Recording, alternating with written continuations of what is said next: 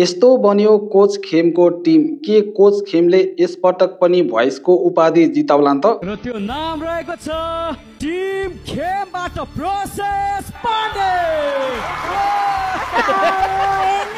दर्शकबिन the voice of Nepal season 7 को blind audition सकिएको छ।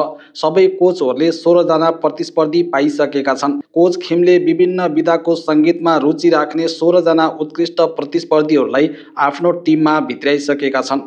कोच खेमको टिममा आबद्ध भएका प्रतिस्पर्धीहरूमा दिनेश परियार, सागर संसार राई, नवीन राई, रिया धामी, धर्मेन्द्र सुनवार, हिक्मत शाही, छिरिङ शेर्पा, समुद्र खत्री, कुमार रणपहेली, आशिष चौधरी, शुभेच्छा बराइली, सियोन महर्जन, मायादेवी सिंह, सागर तामाङ, बिर्ख दमाई र अनिल बिके रहेका छन्। अब यी 16 जना प्रतिस्पर्धी बीच ब्याटल राउन्ड हुनेछ।